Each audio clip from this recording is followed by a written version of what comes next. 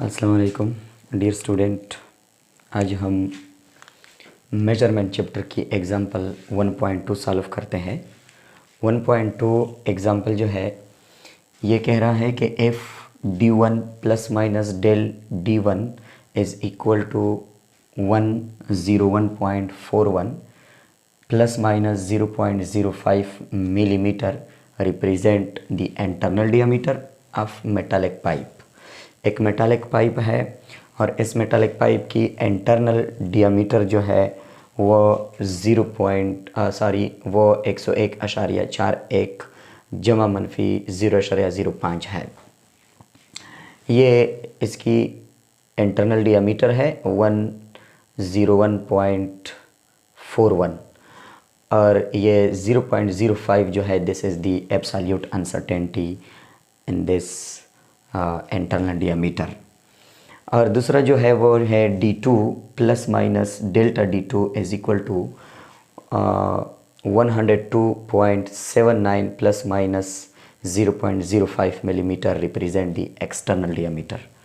एक पाइप है और इस पाइप की एक इंटरनल डियामीटर है जो कि ये है और इस पाइप की एक्सटर्नल डियामीटर जो है वो ये है। ये एक्सटर्नल डियामीटर है और इसमें एक्सटर्नल डियामीटर में ये वाला एब्सोल्यूट अनसर्टेनिटी है। डियामीटर एंड मिलीमीटर में दिया हुआ है।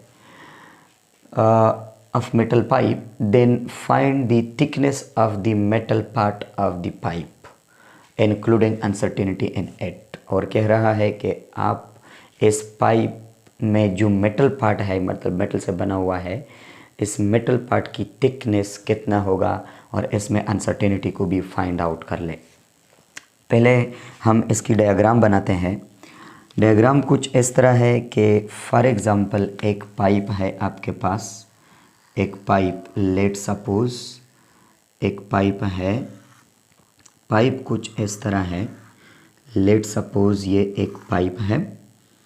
देखिए ये एक पाइप है और इस पाइप की एक एक्सटर्नल डियामीटर है और एक इंटरनल डियामीटर है।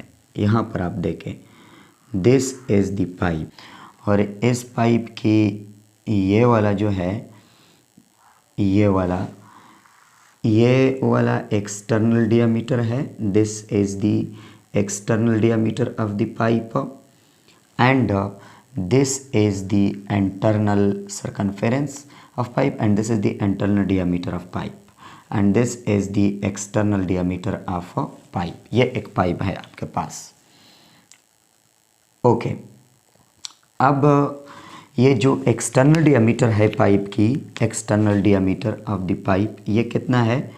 External diameter of the pipe यहाँ से यहाँ तक, this is the external diameter और ये एक्सटर्नल डियामीटर हमें गिवन है डेटा में कि जो है वो है d2 और d2 के साथ अनसर्टेनिटी भी उन्होंने लिखा हुआ है डेल्टा d2 और वो कितना है?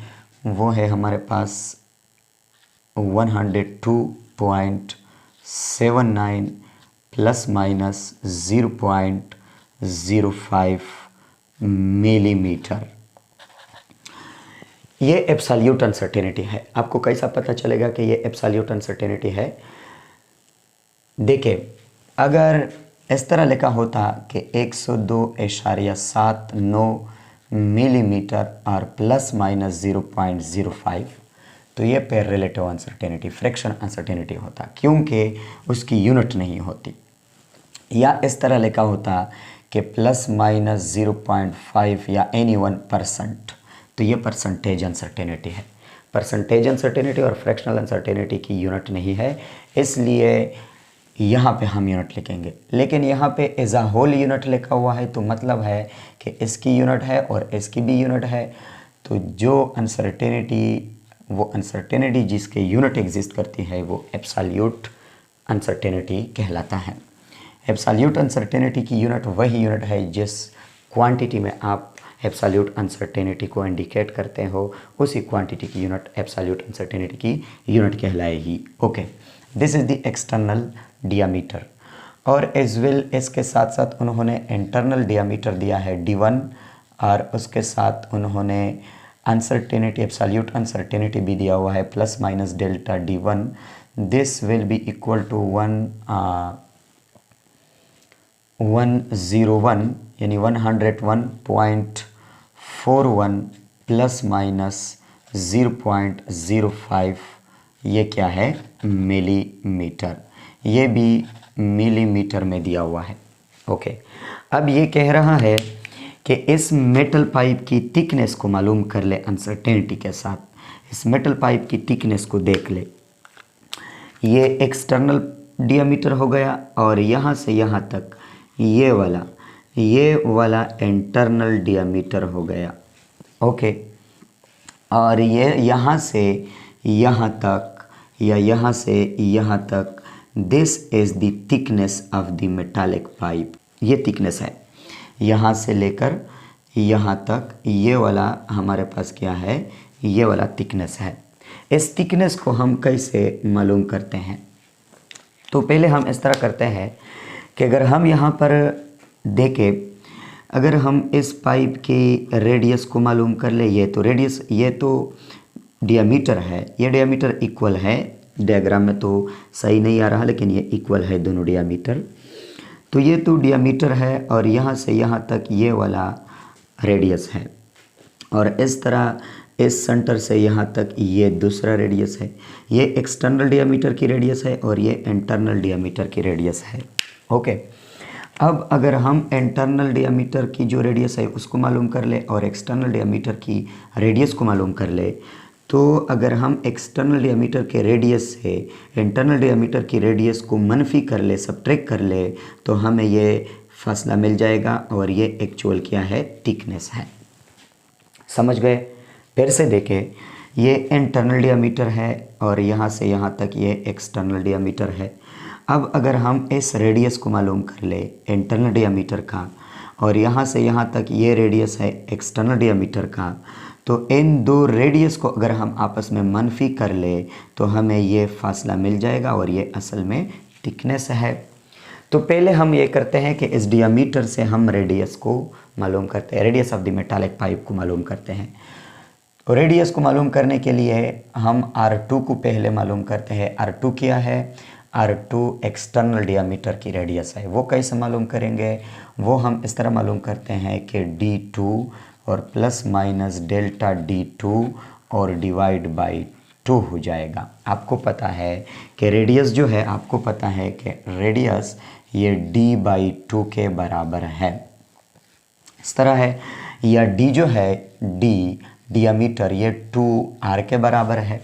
ओके, तो R2 this will be equal to D2 कितना है? D2 है 102 यानी 102.79, और इसके साथ जो प्लस माइनस एब्सोल्यूट अनसर्टेनिटी है वो है 0.05।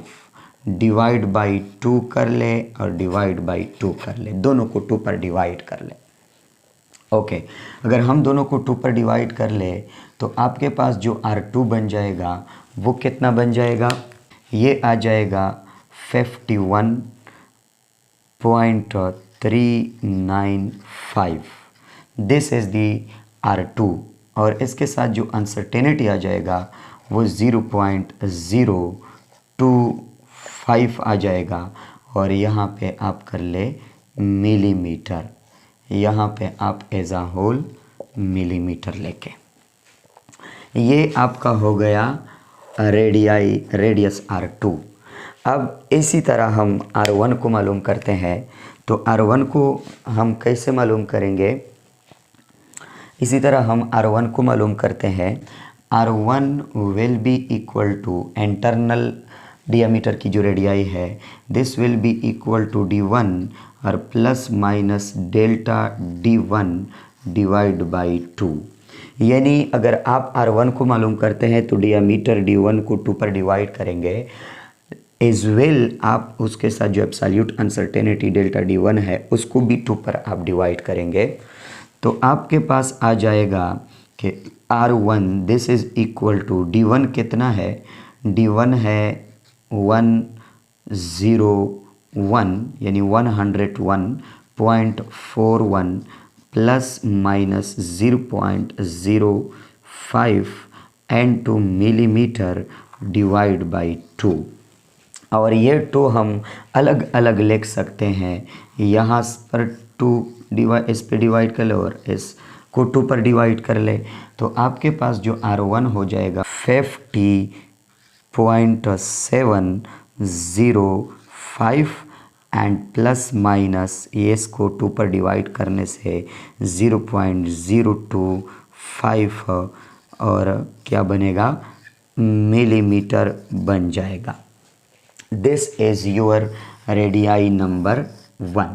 ये आपकी इंटरनल रेडियस हमने कैलकुलेट किया और ये वाला R2 जो है ये एक्सटर्नल रेडियस है, R1 जो है ये इंटरनल रेडियस है। अब अगर हम थिकनेस को मालूम करते हैं तो एक्सटर्नल रेडियस से इंटरनल रेडियस को मनफी करने से ये थिकनेस हमें हासिल हो जाएगा। तो थिकनेस को हम T से डिनोट करते हैं और this T will be equal to R1 minus plus R1 minus R2। तो thickness T will be equal to R1 जो है वो कितना, R1 नहीं R2 माइनस R1 करते हैं, एक्सटर्नल माइनस इंटरनल। R2 कितना है, ये है 51.395। ओके, मनफी माइनस जो R1 है वो कितना है 50.705। तो थिकनेस T कितना हो जाएगा, this will be equal to 0.69 आ जाएगा मिलीमीटर। यहाँ पे मिलीमीटर आप लेके millimetre minus 50.705 millimetre. Okay, this is the thickness, ये आपके पास थिकनेस है। ओके, अब ये तो हमारे पास थिकनेस आ गया, इसके साथ अनसर्टेनिटी नहीं है, लेकिन क्वेश्चन में पूछा गया है कि आप थिकनेस के साथ अनसर्टेनिटी को भी इंक्लूड कर ले। तो अनसर्टेनिटी को हम कैसे इंक्लूड करेंगे, उसको इस तरह हम इंक्लूड करते हैं कि जो थिकनेस में अनसर्टेनिटी है डेल्टा टी, ये कितना होगा, this will be equal to, क्योंकि हमने R2 और R1 को माइनस किया है थिकनेस को मालूम करने के लिए। अब अगर हम दो वैल्यू को सब्ट्रैक्ट करते हैं तो उसमें जो एब्सोल्यूट अनसर्टेनिटी है उसको हम क्या करेंगे, जमा करेंगे।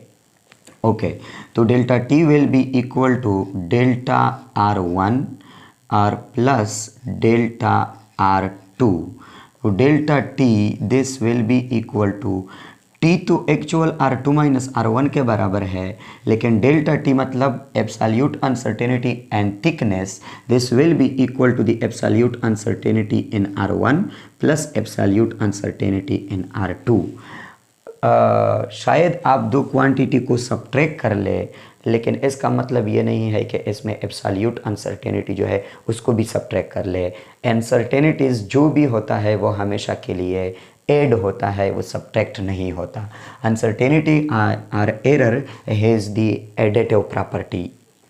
ओके, तो डेल्टा R1 कितना है, डेल्टा R1 है 0 प्लस माइनस 0.025 मिलीमीटर, और डेल्टा R2 कितना है plus and plus minus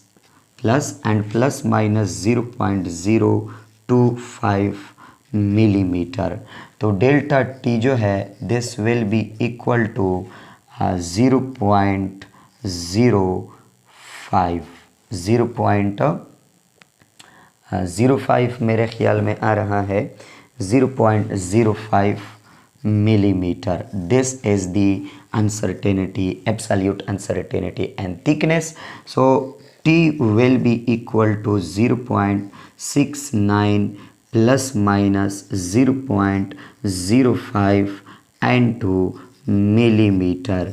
This is the thickness of the metallic pipe with absolute uncertainty 0.05 millimeter. This is your example 1.2 in which they ask about the thickness of the metallic pipe by giving the external and internal diameter of the pipe. First you will determine the internal and external radii of the pipe, and then you will subtract the radii, the two radii of the pipe to find the thickness, and then add the absolute uncertainty and the two radii. This will be the total absolute uncertainty and the thickness of the pipe, and this will be your answer. Thank you.